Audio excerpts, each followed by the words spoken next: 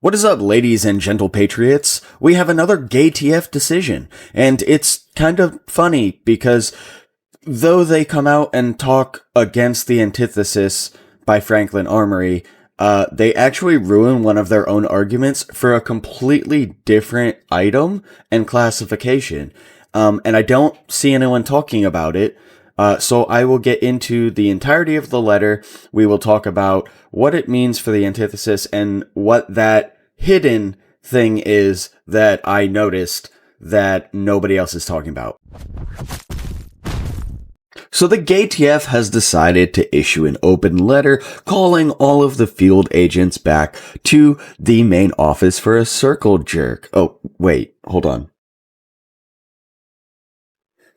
Scratch that. It's an open letter about the antithesis firearm. They accidentally CC'd me on the wrong memo. Anyway, so we have an open letter from the ATF about the antithesis firearm. If you haven't seen my previous two videos about what's been going on with the antithesis firearm, essentially what happened was Franklin Armory spent $1 million and 8 years in a court battle to try and get their antithesis firearm to be legal and not an NFA item. And the way that they did that was essentially to work within the actual letter of the law in order to skirt around the NFA's requirements. You see, a rifle has a rifled barrel and shoots one type of projectile. A shotgun has a smoothbore barrel that shoots multiple projectiles. What they did was they designed a firearm that has a rifled barrel, but also has the ability to be chambered to shoot single projectiles and multi-projectiles, meaning that it would not be a rifle, nor would it be a shotgun. It would just simply be a firearm and not subject to the NFA. Well, the ATF didn't like that. And so, of course, they decided to, screw with Franklin Armory, and they put out an open letter calling for I really gotta stop mixing up the memos. They had an open letter that called for returning all of the firearms, and then they gave their reasons why. So we're gonna read the entire letter. If you want to stay for that, cool, but if you don't feel like listening to the whole letter because you've heard it before or whatever, and you want to just skip to the end where I talk about what the letter means and how it pertains to a whole entire other class and object of firearm unintentionally, then you can go ahead and skip that. I should have timestamps down below that you can skip ahead to. Anyway, so we're going to jump into the letter here. So it says, the Bureau of Alcohol, Tobacco, Firearms, and Explosives is committed to full transparency in the classification of firearms. This statement addresses the circumstances and legal landscape surrounding Franklin Armory's antithesis firearms. In its original configuration, as presented to ATF, the FI-15 antithesis was an AR-type rifle chambered to fire both .45 long Colt and .410 caliber shotgun shell ammunition. The weapon was submitted with a 14.5-inch barrel and a 33-inch overall length. In December 2021, ATF classified the weapon as a short-barreled rifle under the Gun Control Act and a firearm under the National Firearms Act. On February 18, 2025, a district court vacated ATF's classification that the antithesis was a short-barreled rifle. The court held that the antithesis did not legally constitute a rifle because it was designed and intended to fire both single projectile .45 long Colt and multi-projectile .410 caliber shot shell ammunition. The term rifle means a weapon designed or redesigned, made or remade, and intended to be fired from the shoulder, and designed or redesigned and made or remade to use the energy of the explosive in a fixed cartridge to fire only a single projectile through a rifled bore for each single pull of the trigger. With new leadership in place, on July 8, 2025, ATF entered into a settlement agreement with Franklin Armory that accepted the district court's ruling and classified the antithesis as a firearm under the GCA. The settlement agreement applied to the FAI-15 antithesis in the caliber and configuration that had been submitted to ATF. On August 28, 2025, Franklin Armory submitted to ATF for classification 5.56 AR type under the Antithesis brand. The rifle had a barrel chambered for 5.56 NATO with standard rifling. The barrel was 7.5 inches long with a 1 in 9 twist. Thus, the rifle was the same as other standard AR-type short-barreled rifles. Franklin Armory also submitted a sample of an exotic prototype 5.56 caliber sabot ammunition that housed multiple smaller projectiles in a casing. That ammunition could be used not only with the rifle Franklin Armory submitted, but also with every other firearm chambered in 5.56 NATO. Yeah, so they're afraid that this could be applied to all short-barreled rifles because of this ammunition type. So, pointing to the July 2025 settlement agreement, Franklin Armory asserted that because its new submission could shoot a multiple projectile load, it was not a rifle under the GCA or the NFA. Well, that's because by the letter of the law, that's exactly correct. ATF received Franklin Armory's submission and began the usual classification process by reviewing the firearm associated documents sent by Franklin Armory. Before ATF reached a classification, Franklin Armory proceeded to advertise online and sell Antithesis branded rifle in at least 3 different models, all chambered 5.56, with standard rifling varying in barrel length. The models featured respectively a 12-inch barrel, a 12.5-inch barrel, and a 7.5-inch barrel. Like the rifle Franklin Armory submitted to ATF for classification in August 2025, all 3 Antithesis-branded firearms are standard AR-type rifles, no different from other short-barreled rifle types sold by other manufacturers. Unlike the FAI-15 Antithesis, chambered in 410-45 long Colt, the subject of the July settlement agreement, these weapons were not designed to shoot both single projectile ammunition and shotgun shells. Okay, what does shotgun shells have to do with it? It's one single projectile or multi-projectile. It says nothing about shotgun shells in the definition of what is or is not a rifle. Franklin Armory's contemporaneous submission of an exotic 5.56 ammunition that could be used in any 5.56 chambered rifle reflects at most the design of new ammunition. It says nothing about the design of the rifle Franklin submitted in August, the sole relevant question under the statutory language. That rifle, again, features materialistically the same design as other standard AR-type rifles except in one respect, its barrel length. ATF's position has not traditionally been that the existence of an exotic multiple projectile load in a particular rifle caliber legally converts a statutory rifle into a non-rifle GCA firearm, because it was never tried in court before. Now we have a decision in court, and they're afraid that this is going to convert everything at all into they are afraid that this is going to convert everything from an SBR into just a firearm because of this. That's what they're afraid of, okay? If that were true, the existence of such ammunition would render the concept of a statutory rifle a null set. Yeah, that's kind of the point.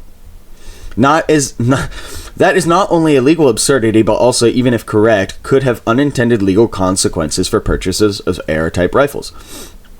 As ATF's review has established, there is no material difference between Franklin Armory's August submission and other short-barreled AR-type rifles on the market, which are classified as short-barreled rifles. And while ATF recognizes that Congress and the public are debating whether federal law should subject short-barreled rifles to NFA controls, there is no legal or factual basis to treat Franklin Armory's products differently from substantially similar AR-type rifles made by other manufacturers. Unfortunately, Franklin Armory falsely represented to customers that these weapons are not short-barreled rifles and that they could be transferred without complying with the NFA. In doing so, Franklin Armory was putting consumers in legal jeopardy because they could be subject to prosecution by a future administration. The rest of this is just them saying blah, blah, blah. Franklin Armory is wrong. Accordingly, ATF instructed Franklin Armory that it need to retrieve the weapons it previously sold. ATF also provided Franklin Armory with a path forward by properly registering the weapons under the NFA and transferring them like that. Okay, so, I'm sorry, but all of that's a crock of shit, okay? They say that, essentially, the what they're saying here is they're saying, okay, this decision by the court is very specific to this model. Even though what Franklin Armory did was take the basic understanding of the manufacturer of that version and apply it to other versions. I don't see where the ATF is going to sit here and say, well, this gun is any different than this gun. It's the same principle. And I also don't understand why the ATF would think that if a court already decided this for one type of gun, that it would decide a different way when there is precedent to suggest that even if the ATF sued on behalf of the new version of the antithesis, that it wouldn't go the defendant's way. Like the ATF would probably lose again. But again, as I said in my previous video, it's about tying it up. Now, one thing that stuck out to me, and I don't know if you guys caught it or if anybody else has caught it, because I haven't seen it, is when they specifically said, as ATS review has established, there is no material difference between Franklin Armory's August submission and other short-barreled AR-type rifles on the market, which are classified as short-barreled rifles. And they said that it is specifically about that particular model, right? And it says nothing about the design of the rifle Franklin Armory submitted in August, the sole relevant question under the statutory language. The rifle again features materialistically the same design as other standard AR type rifles, except for in one respect. Okay, it's barrel length. Okay, so no, that's not true. You see, most of the time when you purchase a firearm or a lower or a stripped lower, whatever the case may be, the paperwork associated with that firearm will either say other pistol or rifle, right? And that is the designation that the firearm is, right? Now, when Franklin Armory is creating these, I'm sure that they are not putting rifle or shotgun or pistol on that paperwork. I'm fairly sure that they're putting either other or firearm, right? And so, them saying it says nothing about the design of the rifle, okay, fine. But that is not the sole relevant question under the statutory language, right? It is currently, the current law says how it's designed, right? But the reality of the law is that other firearms are classified by what they were intended to be used as. For instance, AR pistols. See, when you make an AR pistol, it has to have been marked on that paperwork as an other or a pistol, right? If it is not marked as either of those things, then you can never turn it into an AR pistol. For instance, if it was marked as a rifle when it was sold, it can only ever be a rifle. You can never turn it into a pistol. But if it was marked as other or pistol, you can change it from a pistol to a rifle and back to a pistol.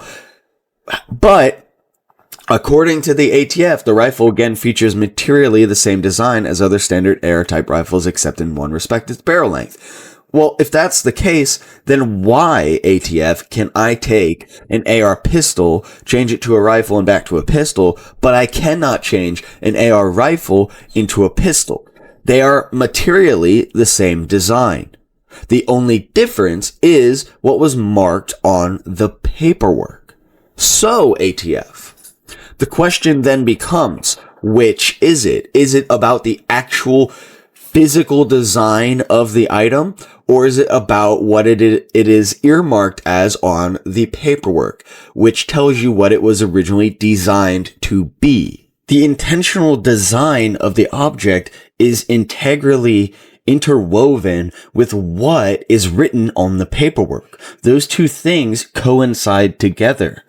That is literally interwoven together. A pistol is meant to be a pistol, rifle's meant to be a rifle, and other is undefined, right? What the definition of that item is on the paperwork is very integral to the end product.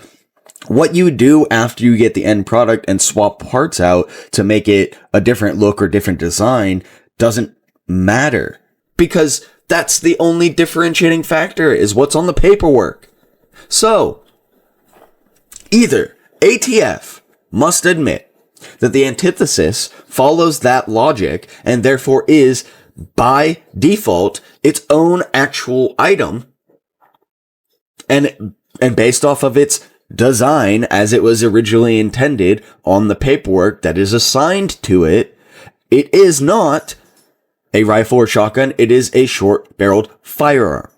Or ATF must then turn around, based on what they've said in this letter, they're going to have to turn around and say, well, okay, then the legal classifications based on what an AR pistol is or is not on the paperwork makes no difference, meaning I should absolutely be able to take my rifle and convert it to a pistol, because then it's about what the physical features are.